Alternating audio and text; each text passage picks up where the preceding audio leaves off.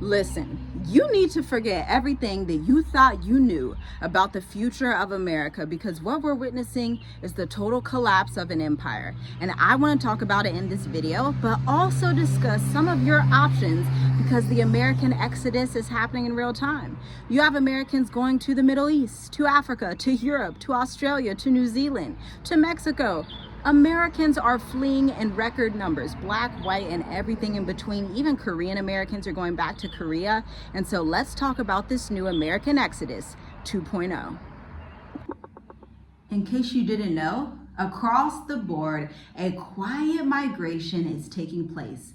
An exodus, not of rebellion, but of realization. Tens and thousands of Americans are reimagining the dream that they were raised on. The white picket fence, the go to college and get $150K in debt and then go work for $30 an hour for the rest of your life. The fantasy is fading away. The people are awake. It's like everybody just jumped in a bucket of cold water and got out, and now they are aware of what's happening. But it's being replaced by something more fluid, more borderless, and more sovereign for those who choose to leave it all behind. Literally for decades, they told us the American dream was so simple. Work hard, buy a home, retire in comfort. But in 2025, child, that math does not add up. The average home costs 8.6 times the median household income in America. 61% of Americans live paycheck to paycheck, and college debt hovers around 1.7 trillion. Someone say super capitalism in that sphere.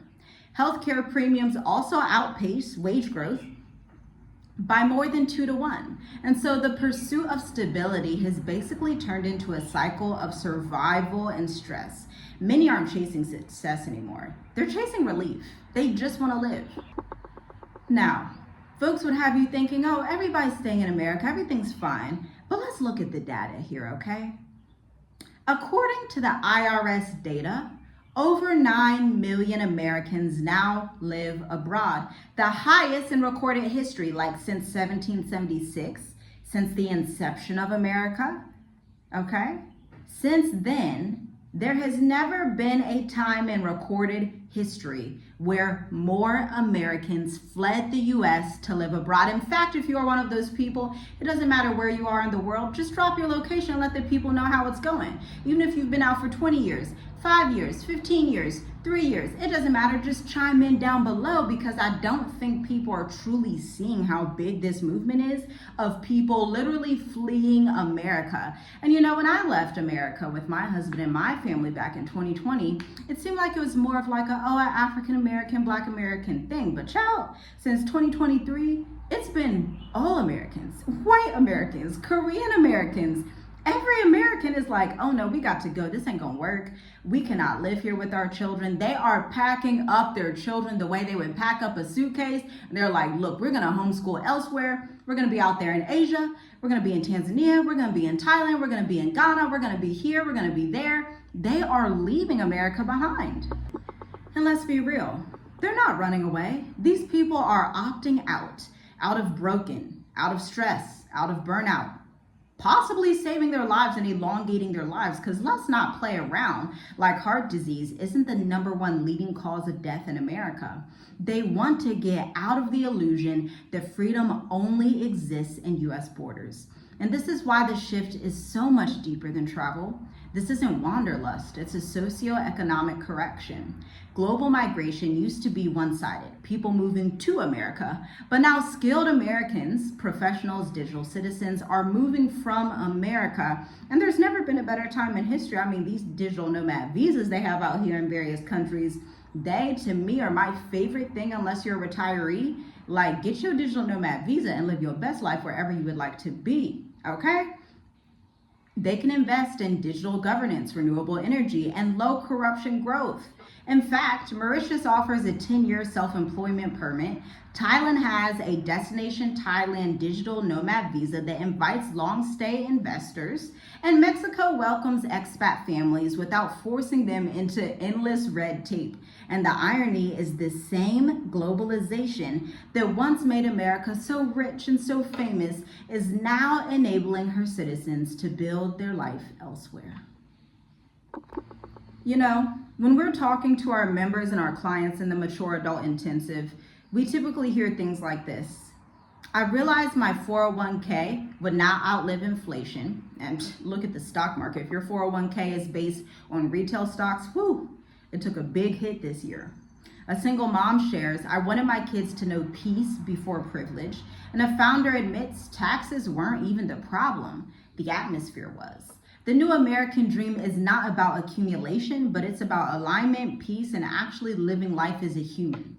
People want time, freedom. They want time to visit their family, to walk about clean communities, to go to the beach on a Sunday and not be charged, because y'all know down in South Florida, I spent a lot of time in Florida as a child, you have to pay to enter the beach. Not so out here in Mauritius, but you know. People also want government accountability though. They're trading excess for essence, and history repeats for those who don't relocate strategically. It's very unfortunate, but at the end of the day, every empire hits a glass ceiling when growth turns inward. Rome collapsed under decadence, Britain under debt, and now America is facing her inflection point. In fact, I would dare to say that when people look back on this history, our children, our children's children, they're gonna look back and pin around 2008 as the collapse of the American empire. I'm just saying. I believe that's what people are gonna look back at and see. It could be even earlier than that, because there were studies done showing how the economy in America basically changed during industrialization to the technology age, where you had like just regular capitalism, and then in the 80s there started to become a super capitalism, a hyper capitalism that just isn't sustainable. But that's neither here nor there. Now, I do want to give you a warning. Leaving without strategy can be just as dangerous as staying blindly. That's why the Mature Adult Intensive exists. This is why we have a channel called Journey With Us, so that you can understand the things that are happening. I mean, we know, everybody knows right now what's happening in Tanzania. It's hitting headlines across the globe. We used to live in Tanzania, left about 2 years ago, and guess what? I'm so glad that we did, but this is what foresight and understanding, this is where those two come into play. If you know your weaknesses, you know, maybe you don't have a lot of foresight or political understanding, or maybe you don't know how to really read the room. It might help you to get in community or in relationship with those who do, so that you can bypass this stuff, because the world is turning a bit chaotic, especially here in Africa. You have a lot of things going on, and so it behooves you to understand the countries that you're going to. The reason that I love Mauritius is because it's very neutral. It's very much the Switzerland of Africa. It's very much like chill. People forget about it. You want to be in a place that people forget about. You don't want to be in a France. You don't want to be in like a US, obviously, a China. These are like places that people constantly think about. These are places when World War III fully pops off that are going to be target zones. You want to be in the forgettable places, because that forgettability and discretion is going to lead to your safety. Now, I want to tell this story. It makes me smile, because when we were leaving America, our blueprint was in the Bible, okay? Our blueprint was Abraham. Abraham left the city that he grew up in, left his father behind. I know y'all be coming in the comments, how could you leave your family? Abraham left his father behind because his father was an idol worshiper. He had masks and these different things, and he worshiped the Babylonian gods. And Abraham followed Yah. He didn't follow the gods of his father.